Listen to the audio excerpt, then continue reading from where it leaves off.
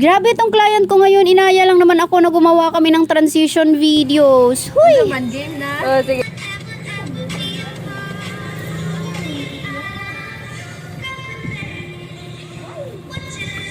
What are you saying? Uy! For today's video, panibagong client na naman for soft gel nail extensions. Etong client natin ay isang grade 12 student at gagraduate lang naman siya ng with honors. Kaya naman dapat for the bongga talaga yung nails niya. Huy! At talaga namang game na game tong client ko sa mga transition videos. Inaya ba naman ako? Abay, syempre. Di ko talaga yan aayawan. Practice pa ni? Practice pa niya. Ah. Okay, wait lang. Yeah. 3.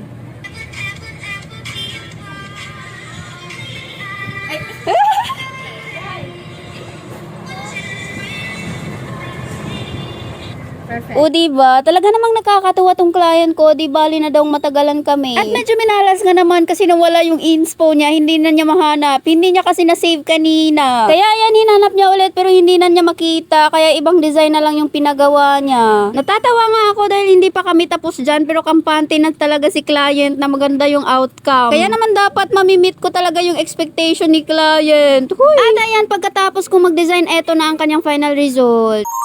Tuwang-tuwa naman ako dahil nasatisfy ko si client at nagandahan siya. Dati kasi nagpagawa siya sa iba, 899 yung bayad niya pero hindi niya nagustuhan kasi hindi sinunod yung gusto niya. Plain lang ginawa sa kanya tapos nilagyan ng konting glitter tapos makalat pa daw. At ang total singil ko nga pala dito ay 599 pesos lang. Pero binigyan ako ni client ng 650. O diba? Eto na nga pala yung result ng transition video na ginawa namin kanina. Never, ever, ever be apart.